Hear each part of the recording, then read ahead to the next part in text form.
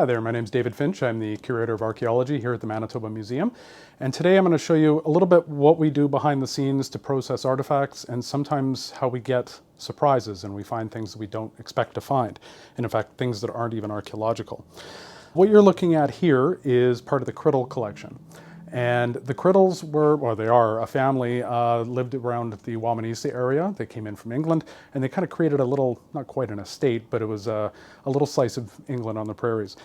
And like a lot of property owners in Manitoba, they would walk the fields and they would find objects. So Stuart Kiddle in particular found loads and loads of artifacts. And these came in a donation that's mostly historical material, but there were a limited number of things that were found in the fields. And so we have a volunteer program here at the museum. My volunteers were helping me out and trying to sort through this material because it's too much for one lonely curator to do. But we found something odd. And so what we found were these two little blobs of, well, we didn't know what they were. So we took a close look at them. They were irregular, but they were almost identical. So we figured, well, maybe they're slag or bits of lead, scrap lead. Maybe they hit a screen or something. They had these little protrusions on them that looked like feet. And so we tested it out with a magnet. It wasn't magnetic. So it's like, okay, it looks metallic, but isn't magnetic. What the heck are we looking at? So a few weeks later, the various museum staff, we were working with a PXRF, which is an instrument that we have, a portable X-ray fluorescence device. And this is an instrument that shoots out a beam of X-rays, it encounters an object, and they scatter off other X-rays. And you take a look at the composition of those X-rays, and it'll tell you what the composition of the elements are within an object. So we zapped these, and they came back with iron. It's like, okay, we have non-magnetic iron.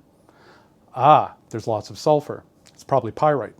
At that point, my fellow curator, Joe Moisiak, who's the curator of paleontology, rolls his chair over and is like, let me see those. And he says, oh, those look like baculites. And baculites is a type of cephalopod that went extinct around the time of the dinosaurs. And they have these beautiful patterns on them, but when you see them, this is from a bigger specimen, it's got little feet. In fact, it looks like a little animal. In Western Canada and Western US, those are called buffalo stones. Among the Blackfoot, they're called iniskim. And they're basically, they were involved in ceremonies to call the bison. This is something I haven't seen here. I've read about them, but I've never actually seen them in person. I certainly didn't expect to find them in a cigar box, you know, in a bunch of artifacts. But this will give you an idea. Basically, material comes in, we do a rough sort. A lot of it's archaeological, but some of it's not. And then it raises questions that we need to answer. If you come across any buffalo stones, or if you come across anything, let us know here at the museum and we'll give you a hand maybe figuring it out.